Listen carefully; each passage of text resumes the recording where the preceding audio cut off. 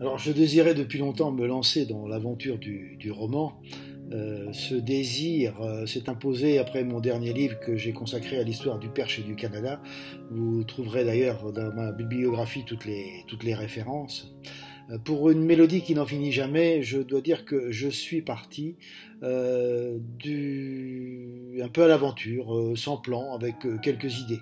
Vous retrouverez donc au fil des pages des thèmes qui me sont chers, la généalogie, le patrimoine, la musique et bien sûr l'histoire, mais je voulais surtout que ces personnages en quête de leurs racines soient des personnages du temps présent, qu'à la faveur de belles rencontres, ils marchent les uns vers les autres, parfois en partant de très loin, qu'ils convergent vers un lieu où s'écrirait une nouvelle page de leur vie, de leur destin.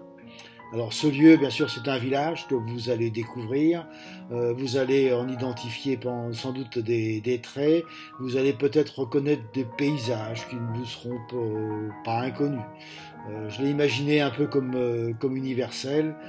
Chaque village, vous le savez, c'est un peu le centre du monde. Ce livre, c'est aussi une invitation au voyage à travers le temps. Les incursions dans le passé, ils sont nombreuses.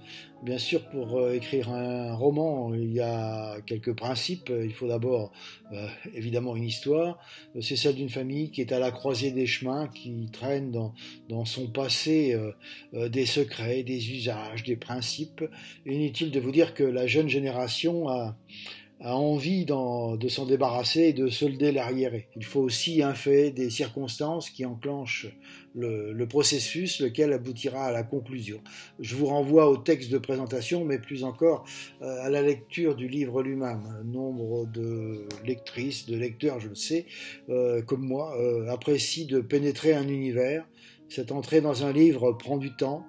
Il m'a donc semblé que les 520 pages de ce récit représenteraient la configuration idéale pour une bonne lecture d'été, sur une chaise longue ou sur la plage, pour l'hiver prochain, au coin du feu ou à la lueur d'une lampe de chevet, par exemple. En tout cas, l'écriture, ça a toujours été pour moi un immense plaisir, comme journaliste au cours de ma carrière, mais comme passionné aussi par l'histoire de cette belle province du Perche, une des plus petites de l'Ancien Régime, mais qui a rayonné dans le monde entier par son implication dans l'épopée de la Nouvelle-France et aussi par son célèbre cheval percheron présent sur tous les continents, notamment aux États-Unis et au Canada. Je n'ai jamais perdu de vue que l'histoire s'est écrite par l'implication des petites gens, des familles, de tous ces anonymes dont on parle peu. C'est ce que j'ai voulu faire dans un livre que j'ai consacré à la Première Guerre mondiale, vécu au plus près de ceux qui en ont souffert.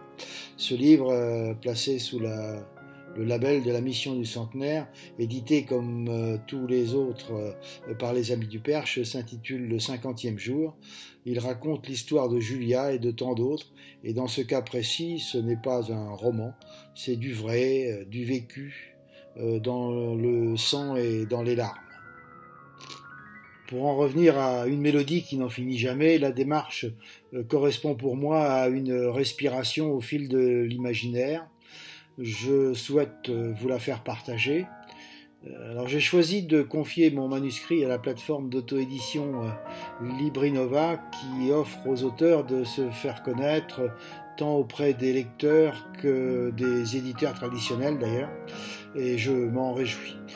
Par son intermédiaire, mon livre est aujourd'hui présent sur tous les réseaux francophones, y compris au Québec.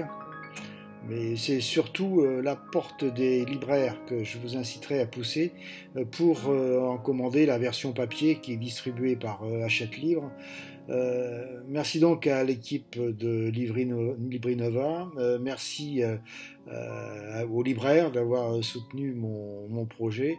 Je me ferai bien sûr le plaisir de vous présenter mon livre lors de dédicaces, de salons, de rencontres où l'on voudra bien me convier, bien sûr, dès que ce sera possible, compte tenu de la période de confinement. J'espère en tout cas vous offrir un heureux moment de lecture et encore une fois, vive l'écriture.